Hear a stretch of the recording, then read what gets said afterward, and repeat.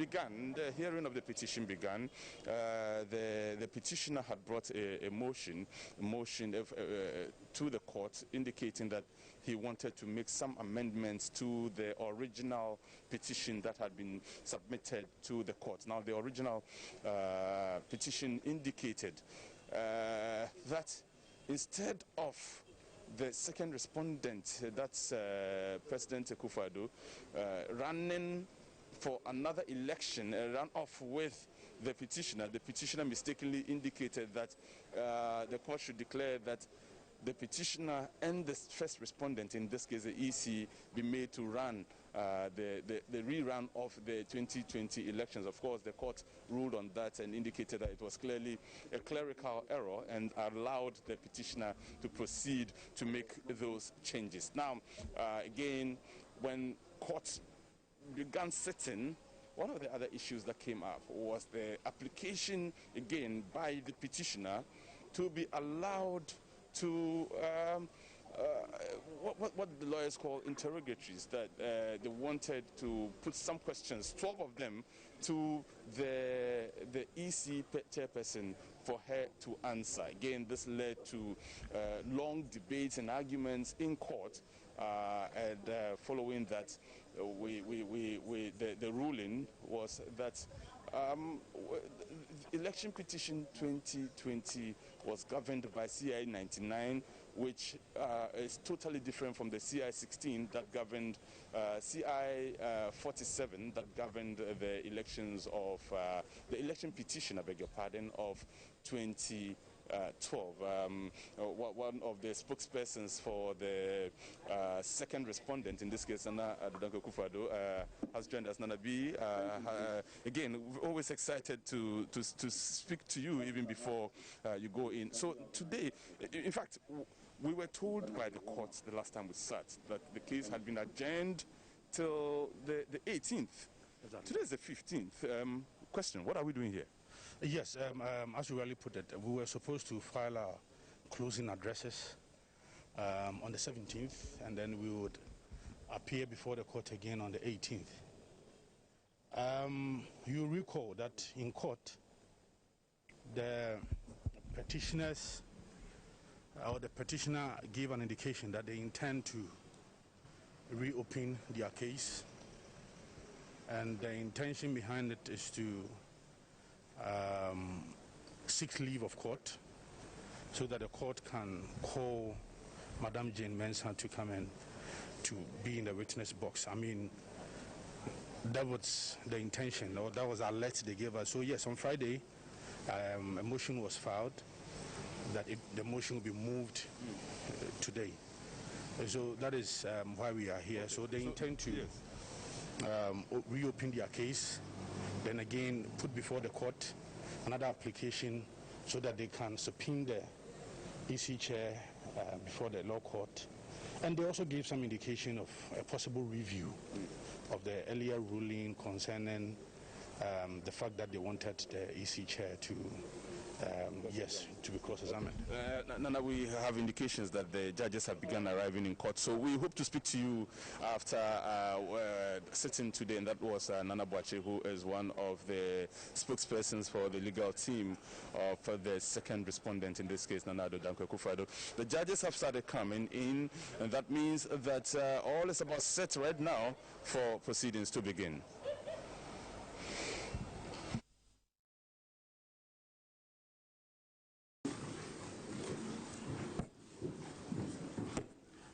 Lords, rates number J1/5/2021. John Dramani Mahama versus the Electoral Commission of Ghana. Nana Akufo-Addo. Please, who is representing the petitioner? Lords, Nana Opoku-Agyeman is representing the petitioner.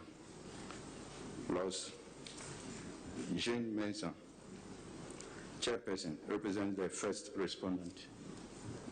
Peter Makumanu, representing the second respondent.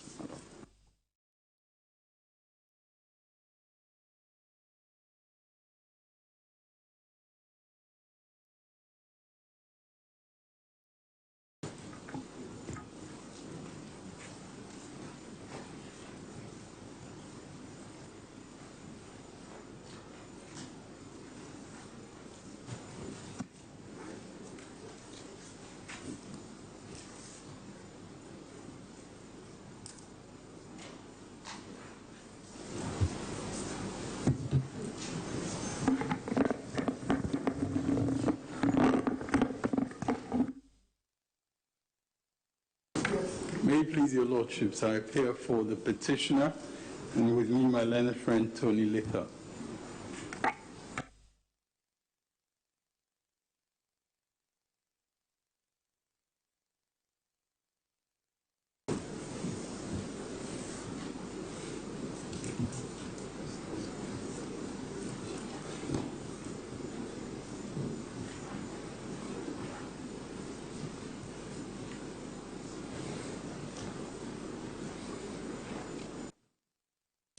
May it please my lords, Justin Amenuvo appears for the first respondent with Alexander Samoa Samoa.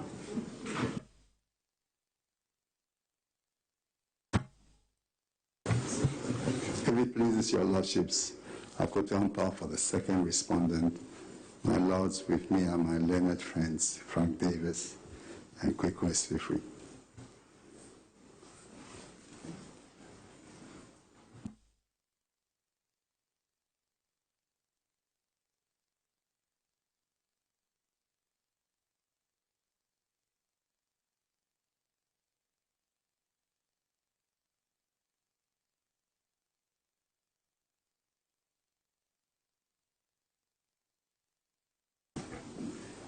My lords, we have before you an application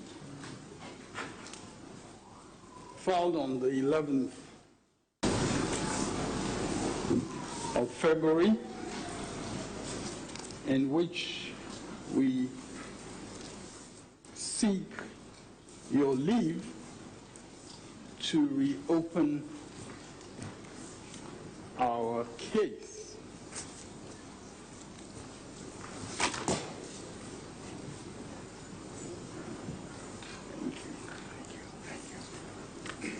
We respectfully move in terms of the motion paper and the supporting affidavit.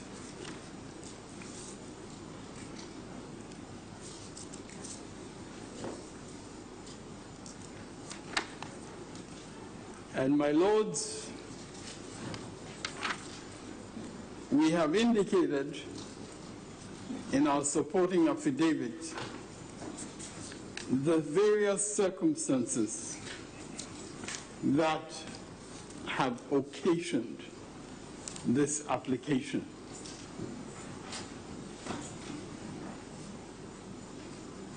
And those circumstances are briefly indicated in paragraphs 4 and 5 of the affidavit in support,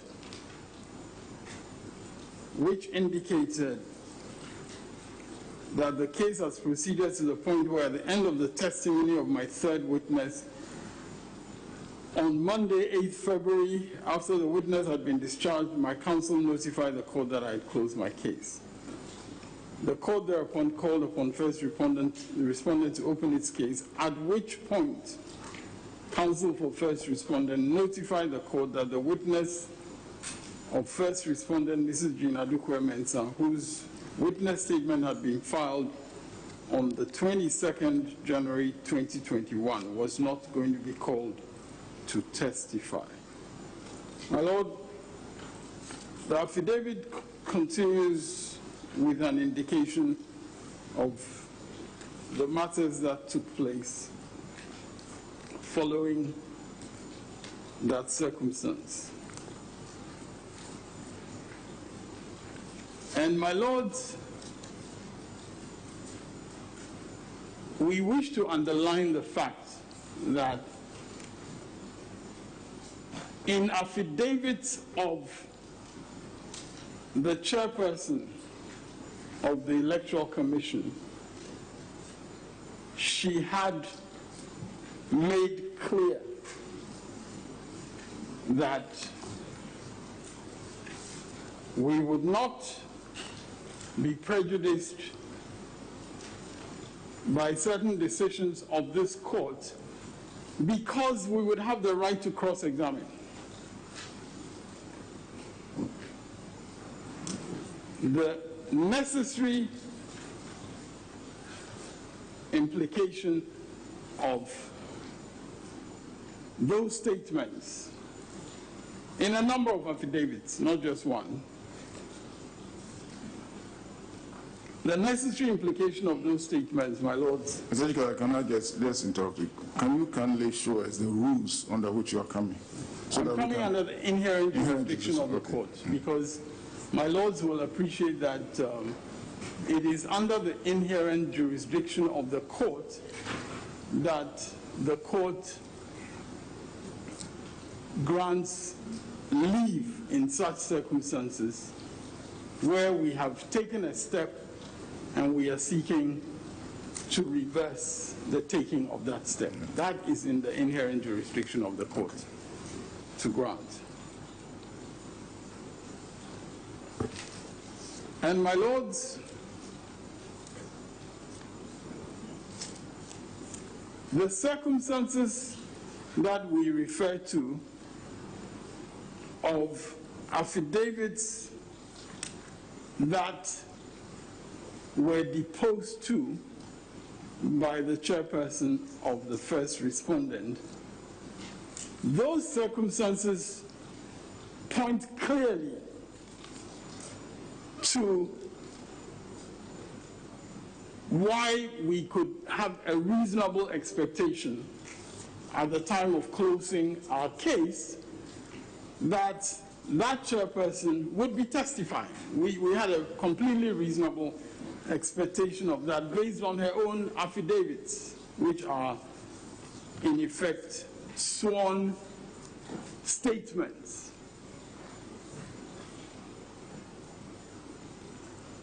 And my lords, these sworn statements actually have very precise legal effect in terms of the evidence laws of this country. In Section 26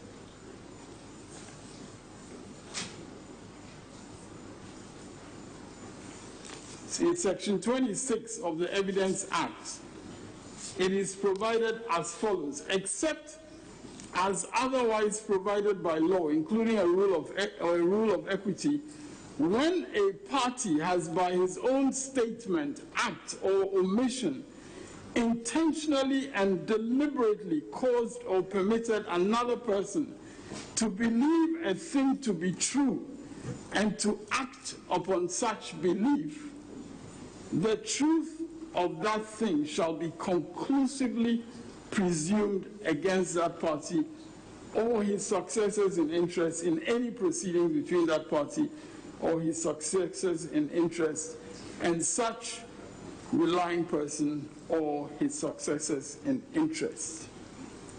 Now, my lords,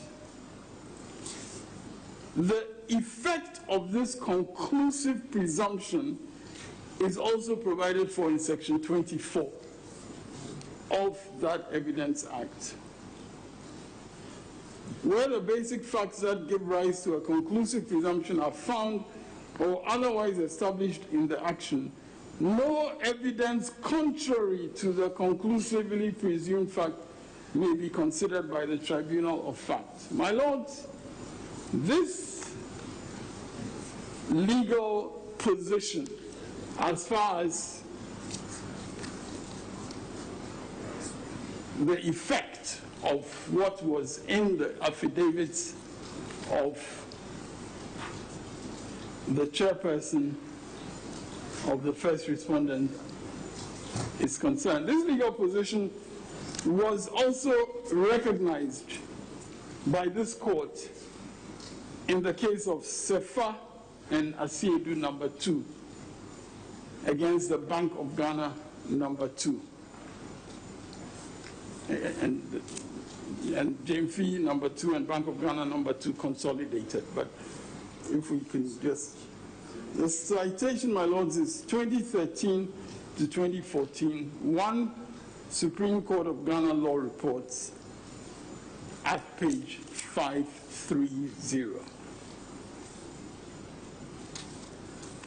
My lords, this was a decision of this court comprising His Lordship and in your board, Justice of the Supreme Court as he then was, and Justices Bafuboni and Badegbe, Justices of the Supreme Court. And their lordships reversed an order of a single justice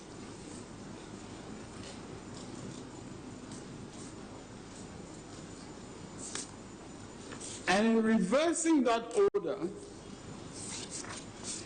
the lordships made reference to the terms of this Evidence Act. And Justice Badegbe, whose decision was agreed to by the other lordships, had this to say at page 539. By the operation of the effect of the depositions made in the application before the High Court, the applicant, that is, the Respondent Bank of Ghana, is caught by Section 26 of the Evidence Act, which is commonly referred to as estoppel by own statement or conduct, as provided for in NRCD 323 in the words that follows. And he quotes what I have already quoted. And continues, since the said paragraphs 6 and 7 give rise to a conclusive presumption within the scope of Section 24(1) of the Evidence Act 1975, NRCD 323, the court which heard the application for leave to adduce further evidence ought to have come to the conclusion that the facts in respect of which leave was sought for evidence thereon to be led in the appeal had long been available to the applicant Bank of Ghana since the making of the application to set aside default judgment in the matter on 18 July 2012. And then they proceed to quote, Justice Badegbe proceeds to quote Section 24 and then says, further, in our view, as the application to the trial court was prior in making to that made to the Supreme Court for the purpose of obtaining leave to adduce further evidence in the appeal herein, the inconsistency between the two depositions must adversely affect the credit to be placed on the subsequent deposition, and so on. So, my Lord, the point that I'm making respectfully is that in this decision of the Supreme Court, your lordships determined that statements in an affidavit that had been filed in respect of these proceedings established a conclusive presumption which could not justify exercising a discretion to grant leave to adduce evidence. Now, in this case, we're saying by parity of reasoning that we have a situation where the chairperson of the first respondent has in affidavits made clear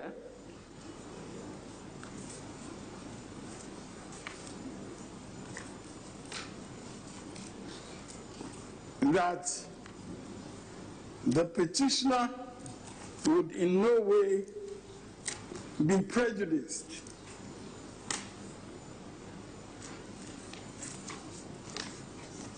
because the questions that the petitioner sought to have in interrogatories, those questions could be the subject matter of cross-examination. And my lords, obviously by that time, she had filed a witness statement, and she clearly intended and expressed that intention to testify. And my lords will see that in the statement of case of the first respondent, the statement of case filed by first respondent in opposition to the application for review. And that is one of the attachments to our application. And I believe that it is marked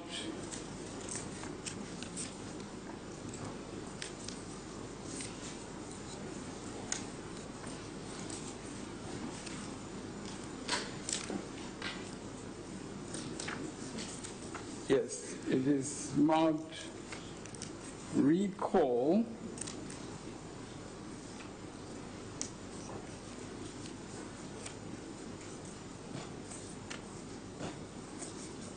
Chikata. yes, Mr. Chikata. yes, my lady. Kindly clarify something for me. Yes, my lady. You want to reopen your case for the first respondent to testify as a witness? My Lord, not the first respondent. We want to seek to reopen our case. And my Lord, as I indicated, we are not seeking leave to serve a subpoena. The serving of a subpoena or the right to serve a subpoena is provided for under Order 38, Rule 10.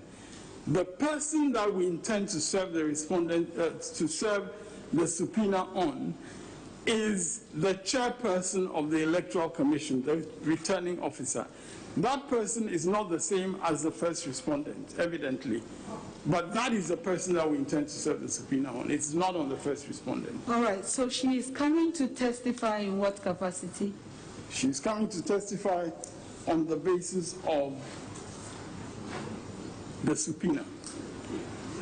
But you She's said... coming to testify on the basis of the subpoena because she's a public official. Milady well knows that subpoenas are very often used in the context where, for instance, a public official who may not wish to be identified as testifying, so to speak, as a witness of one party or the other, but who can be subpoenaed so that in their independent capacity, they can bring to the court matters which are relevant to the determination that the court is making. Subpoenas are generally set. I asked this question because of your paragraph.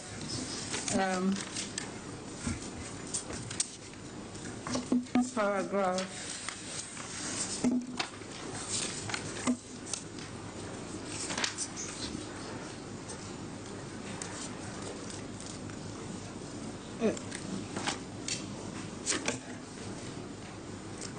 15. 15. Yes. 1-5. Yes. Yes.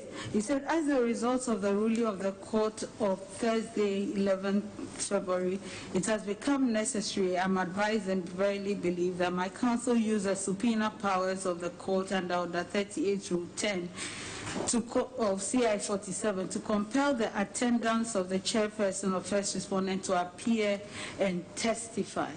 So you subpoena her to come and testify in what capacity? As a witness. Of the first petitioner. I'm not sure of the in what capacity. She's a witness. Witness of who? The court or the petition? No, she's our witness, but as the evidence law allows, she is treated as an adverse witness, what in common law was referred to as a hostile witness. You want to treat her as a hostile witness? I'm sorry. Assuming your application is granted, you intend to treat her as a host? Yes, that is what we're saying, naturally. And my Lord, respectfully, at this stage, her status as a hostile witness, adverse witness under the Evidence Act, at this stage, that is not an issue before you. No. So it's totally an issue, you see, because we have to exercise our discretion to grant or refuse your application. And we can only exercise our discretion on extremely appropriate grounds. We need to know what she's coming to do, whose witness is she going to be? And my lords, the capacity is important. She is coming as a witness of the petitioner described in the evidence laws of Ghana as an adverse witness, and in common law described as a hostile witness. That is the capacity in which she is coming.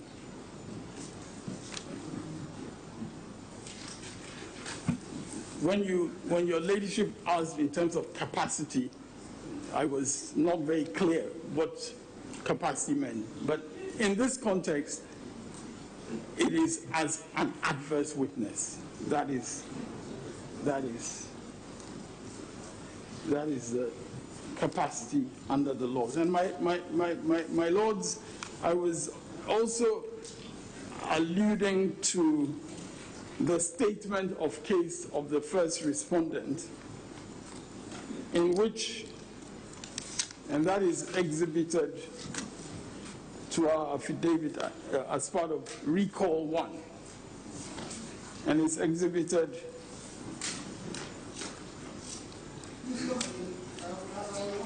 Recall 1. It's exhibited as part of Exhibit Recall 1.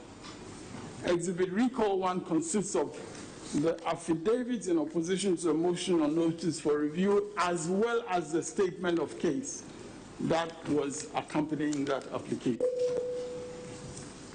And in the statement of case, which I was referring to, counsel states at paragraph 4, the petitioner does not suffer any injury to his rights if the application for review is refused, as he still has the opportunity to solicit the same answers during cross-examination, unless it is his case that he does not have the full complement of his case and needs the answers to fill in. So here is counsel for the first respondent stating clearly that we do not suffer any injury. The petitioner does not suffer any injury to his rights if the application is refused for the reasons that are given. And that is exactly what Mrs. Mensah herself states in her affidavit. So, my lords, if on the basis of that position that we found ourselves in, where there had been clear representations that this person was actually going to come and be available for cross-examination, it was within our rights to rely on that representation, which has, even under the terms of Section 26 and Section 24 of the Evidence Act, been determined to be a matter of conclusive presumption. And my lords, the reason I sought to separate this stage, where we are simply applying for leave to reopen our case, from the stage of the subpoena, and your ladyship is entirely right that you do want us to be candid with you about why we are going to subpoena her, so that you can exercise your discretion appropriately, and I fully understand that. But the distinction that I wish to make, just for the sake of clarity, is that once, if your lordships grant us leave, and we filed a subpoena, which is then served on her, that is not the end of the matter, because it is still open to her, for instance, whether for human rights or any other reason, to make an application to the court and say, I should not have to come and be cross-examined or be treated as an adverse witness. She would do that by invoking a witness privilege of some sort. And, my Lord, that is a process that your lordships are very well aware of. It's a process that was described quite fully in this Supreme Court in a case called Chachuchikata against the Republic. 2011, one Supreme Court law report at page 1. And the Supreme Court there goes into the issues of how a particular witness raised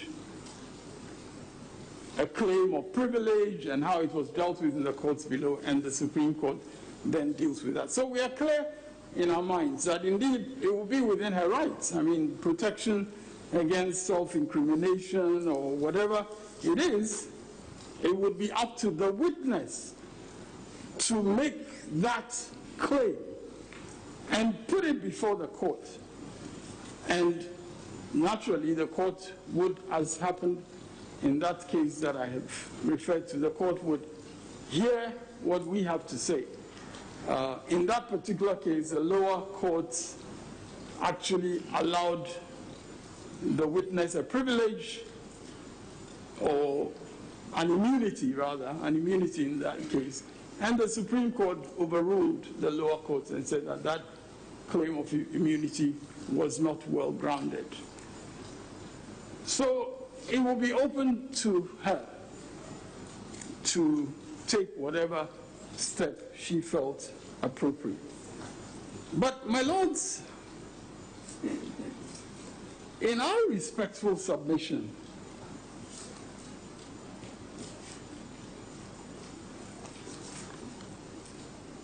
this is a witness who, in fact, has every reason to accept a subpoena and to come and testify in order to vindicate herself and her role. This is a witness who has every reason to do that. Of course, it's her judgment as to what steps she takes, but I wish to submit respectfully that this is a witness who has every reason to vindicate her role and her office by coming to testify in these proceedings.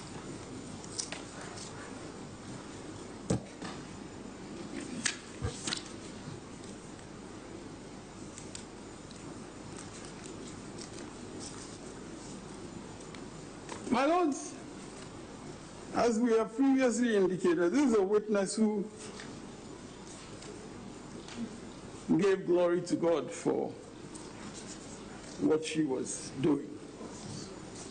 And appropriately, in our view, it would honor that God that she gave glory to in making her purported declaration, if she would come forward as a witness of truth. Yes, the application. My Lord, the statement that I'm making is I would honor that God if she would come forward as a witness of truth.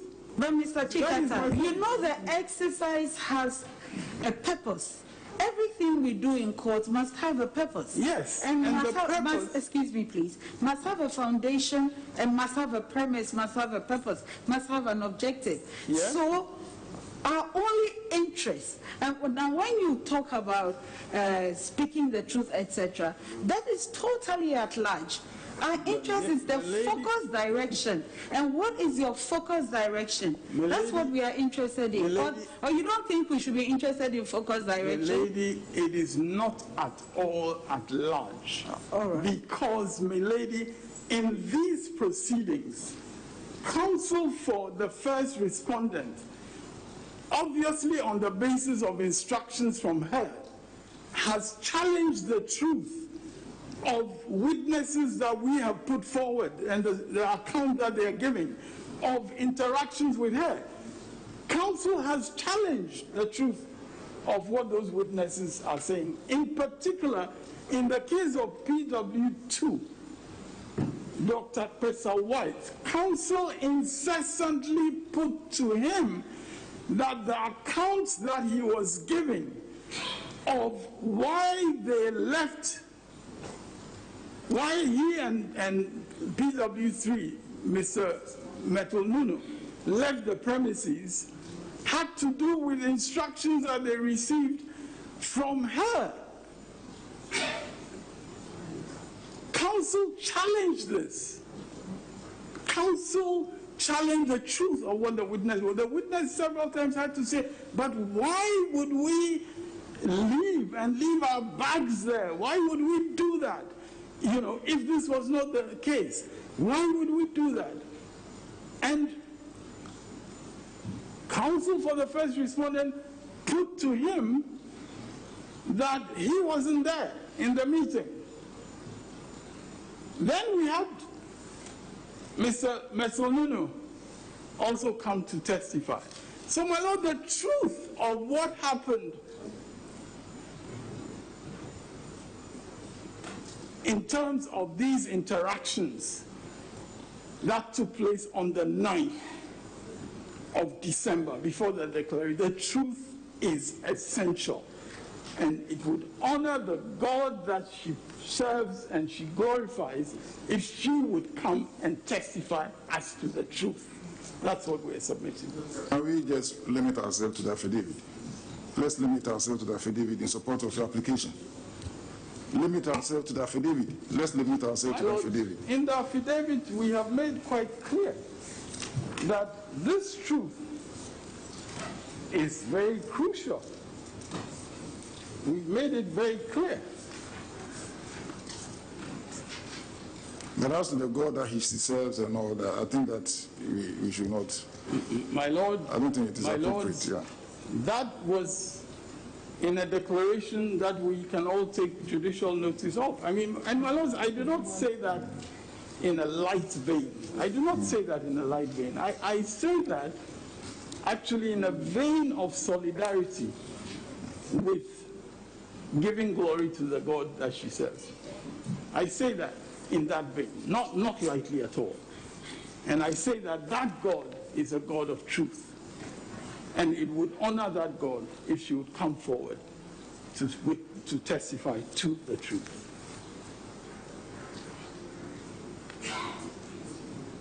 And my lords, in the affidavit, in paragraph 21, furthermore, in the proceedings to date, counsel for first respondent has challenged the testimony on oath of my witnesses, including testimony provided by PW2, Dr. Pesa White, Dr. Michael Pesa White, that Mrs. Jinadukwe Mensah had in a meeting with PW3, Mr. Robert Joseph Metununu, who also testified as PW3, sent the two witnesses who were serving as my agents at the National Collation Center, popularly referred to as the Strong Room, to go and deliver a message to me, with the promise that she would have a dispatch rider go and escort them back before she would make a declaration. Well, that's a matter on which that's a matter on which hearing her address the truth of that is important, because as the affidavit goes on to say in paragraphs 22 and 23, counsel could only challenge the witness's testimony. For the specific paragraphs you are. Paragraph 21, and then now I'm moving to paragraphs 22 and 23. I thought you stated earlier that the process should be divided into two, and that at this stage we are really dealing with whether the petitioner should be granted leave to reopen his case. I think it would be advisable if we stick to that one. If that is granted. Then we could deal with the issue of subpoena and the truth and all of that. So I think it would help if we stick with the distinction that you yourself drew earlier. My Lord, we should limit this to whether or not you should be granted leave to reopen your case. My Lords, I am grateful for that indication. Suffice it to say that I moved a little bit beyond that premise because of the issue of the discretion, the basis on which your Lordship will exercise the discretion. And so we have, in all candor, to put before you what we are going to do if you grant us a leave. That's the only reason. And then when the issue of... I think that's sufficient. Very well, very well. My Lords, we will be guided by... And I mean, I'm pleased to see that your Lordships agree with the distinction that I made in the first instance. Because, my Lord, indeed, my respectful submission is that at this stage, there is a sufficient basis from the circumstances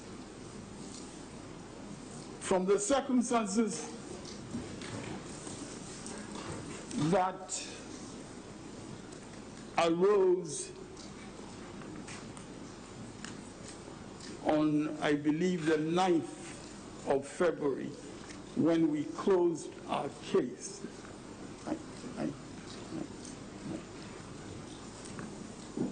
And when there was the expectation that the chairperson of the first respondent would actually come and testify on behalf of the first respondent. And my Lords, I believe it goes without saying that on that day, your Lordships, the Chief Justice himself, expressed some surprise at the turn of events, and for that reason asked us to come back the next day in order to address your Lordships fully on the legal issues that arose. So, my Lords, taking the cue, I now proceed to respond to the affidavits in opposition that were filed apparently yesterday, with some Valentine's Day messages to us. And my Lords, in the affidavit of the first respondent in opposition to this motion, it is my respectful submission that there is unfortunate confusion as regards what the issues in this application are. That confusion includes claiming that we are here trying to review or appeal against the ruling of the 11th and so on. My Lords, we are not here for that purpose. We've intimated that we are filing a review application as well, and we are within our rights to do that. But we are not here for that purpose, as suggested. And there are various claims which I do not wish to go into, because claims about vested rights, which your Lordship pronounced on, and so on, which, frankly, are wrong. Your Lordship did not, to my hearing, talk about vested rights, and I've gone over the ruling several times. But, my Lord, the most startling passage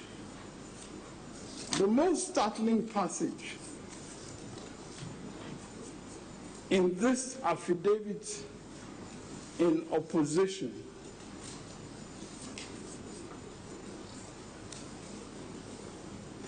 is a passage in which the chairperson says something to do with disqualification. My lords, I wish to quote the exact words of that passage.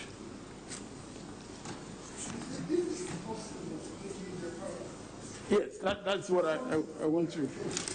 That's what I wish to refer to.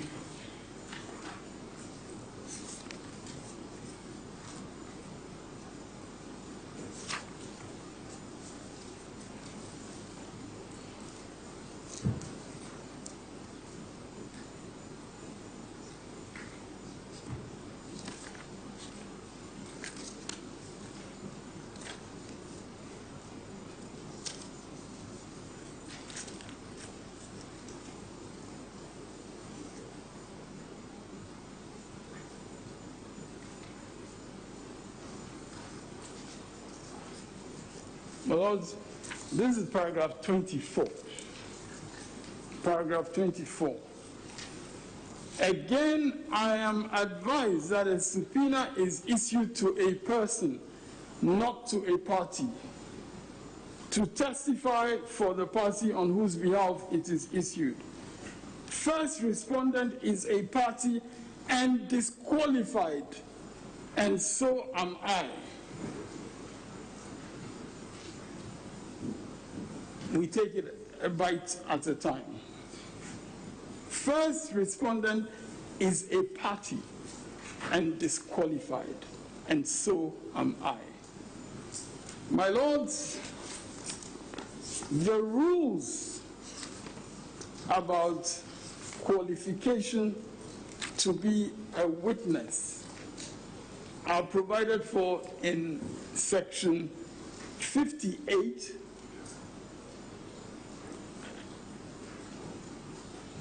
of the Evidence Act, as well as section 59. Section 58 reads quite simply, except as otherwise provided by this decree, every person is competent to be a witness, and no person is disqualified from testifying to any matter. My lords, I shudder to think where she got her disqualification from testifying as a witness from.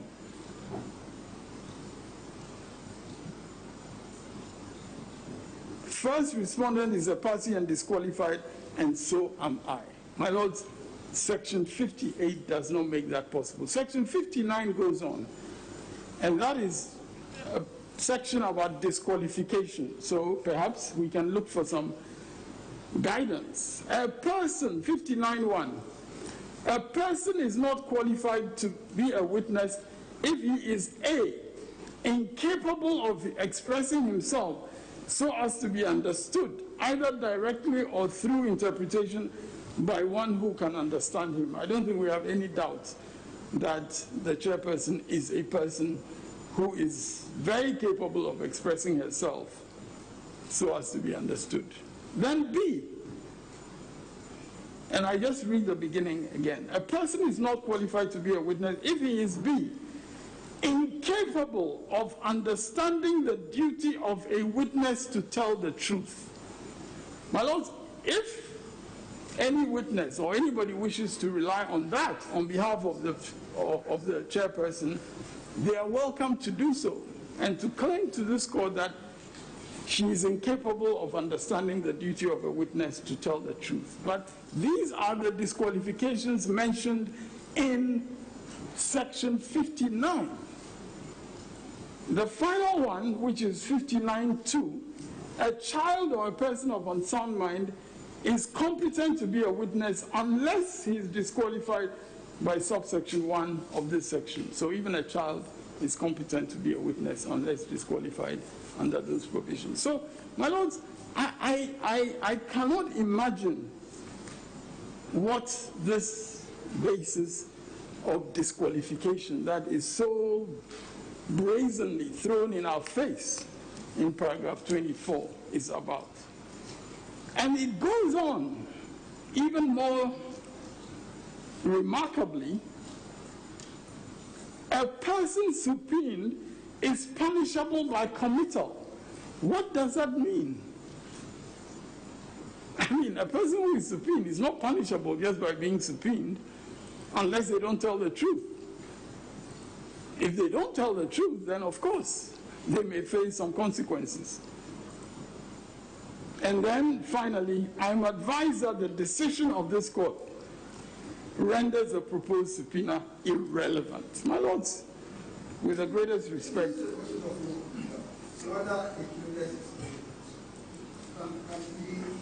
my lord, not only is it a question of law, the point I'm making is that those claims about committal and so on, they arise in the second stage that we are talking about, in the second stage, not at this stage. And therefore, your lordship should not countenance what is in the affidavit. But Mr. Chikata, yes. Is it your proposal that we should rule on this quote-unquote first stage before you submit your you bring your submissions on the second stage? No. Is that your proposal? No, my lady, that is far from my submission. My submission is quite simple. We are asking. So you're presenting everything, are you not? You are to the extent that I'm guided also by the... Because you brought an application, and we must give one ruling on the application. Absolutely. I don't expect more than one ruling. And all I'm saying respectfully is that I'm also guided by the cue from the bench that there is there's no need perhaps to go into all the issues related to the exercise of your discretion to the extent that they have to do, with what the testimony is going to be about. I mean, I take that point, that in terms of what the testimony is going to be about, it would not be appropriate for me to start going into all the details related to that, even though they are going to be important, and they are important parts of your exercise of discretion, but we have set them out in the affidavit sufficiently, and I've decided I will not go into that into too much detail out of deference to the cue from your lordship.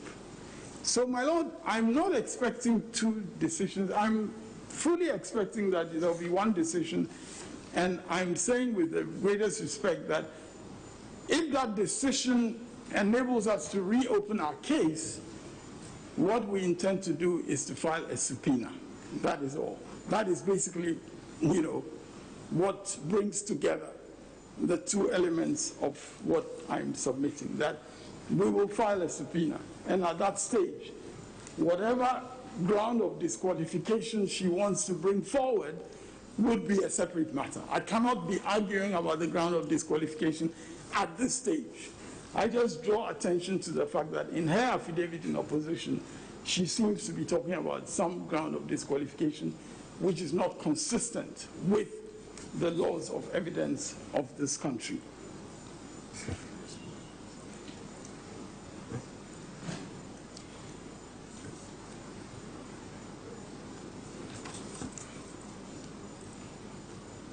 Now,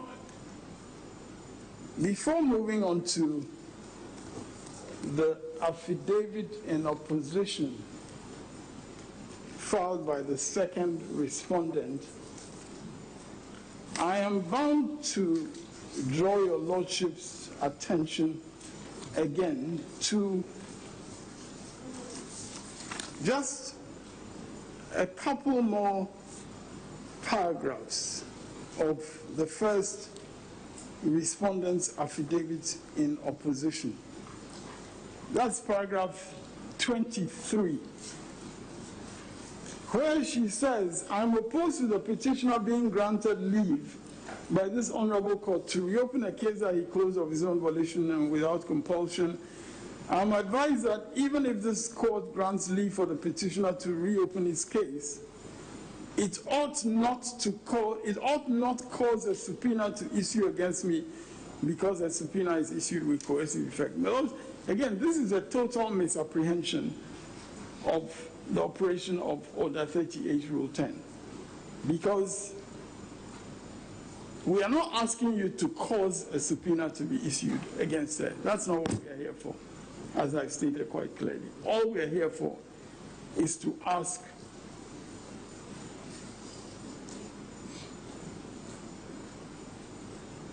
for us to be allowed to reopen our case.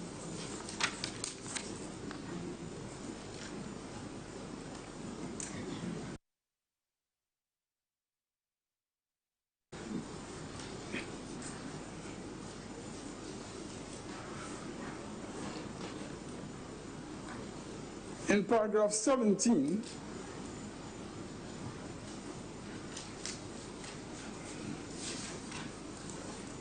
the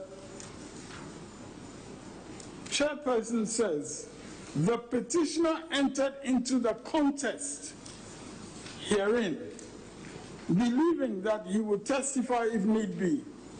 It became clear too soon that the petitioner's case drifted into departures from the strong room by the petitioner's agent of his own volition, and grievances that I had served tea without biscuits to the petitioner's agent who had left the strong room to be in my secretariat.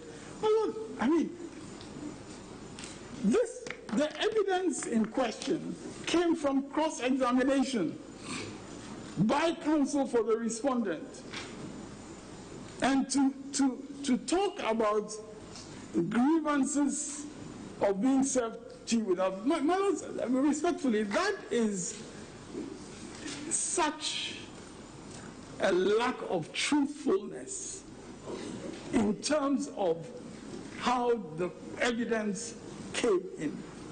PW3 did not express a grievance that he had only been served tea and not biscuits. PW3 did not express a grievance.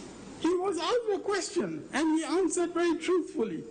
Yes, I was served tea, but there were no biscuits. I mean, but my lord, for the chairperson to descend into such counsel, that just shows the depths to which she has sunk. My lord, the greatest respect. Excuse me. Mr. Chikata, the practice is that you lawyers draft affidavits for parties, deponents in general, whether he's a party or whoever, yes, in applications. So please don't let us go. Hopefully say.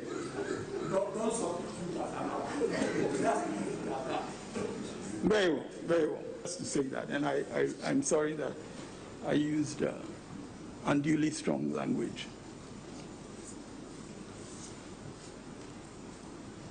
Is that this affidavit attacking our case, unfortunately, that is all it does.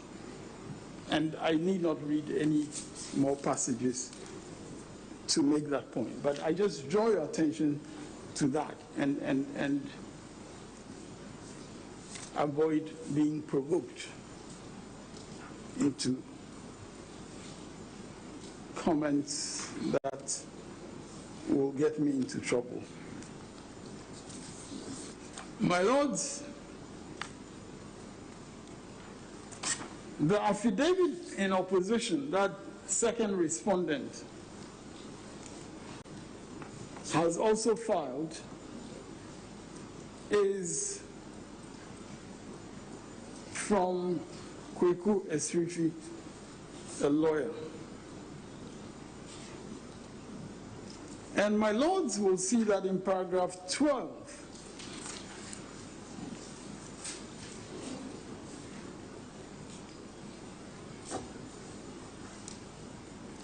the deponent says the instant application does not raise any new matter of relevance which could not have been discovered by diligent effort and so on. All the, my lords, this is not, we are not asking for leave to adduce fresh evidence. That's not the purpose of this application, in the sense that we're not asking to adduce fresh evidence in the sense that you do in an appeal scenario where, as a matter of discovery of new facts, you put before the Court of Appeal that we have found new facts and we're coming. That's not the nature of application. The nature of application is, very precise. It is to reopen our case on the basis that we acted on the basis of certain representations. In our view, the chairperson of the first respondent was not even entitled to resign from those representations, but she appears to have done, and we are simply saying that we wish to reopen our case for the purpose that we have intimated to this court. And my lords, it is our respectful submission that the first respondent and his chairperson should in fact be the people who, on account of a community of interest with the Constitution of the Republic, would jump at the opportunity to come and give an account of their stewardship. The first respondent and his chairperson should be the ones who would want the world to know that they exercise their stewardship in accordance with the Constitution, by reference to due process, because there are allegations of lack of due process. And there is even evidence from cross-examination by counsel for the first respondent. There is evidence that he brought in about vote padding, for instance.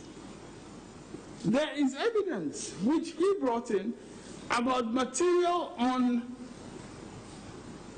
the pen drive that was in evidence from the petitioner's first witness, which testified to vote padding. Now, my lords, indeed, before I conclude my submissions, we respectfully would ask that we play the videotape which we have put in evidence of Mr. Mark Menu indicating very clearly that in his view, not in his view, just indicating very clearly that when they come to court, there will be testimony about vote padding in favor of the petitioner. Now, my lord, the reason why this is really rather critical is because we would imagine that this chairperson of the first respondent would want to disabuse the minds of the people of Ghana of any suggestion that there had been such grave malpractices in the context of the election that she supervised. And my lords, we have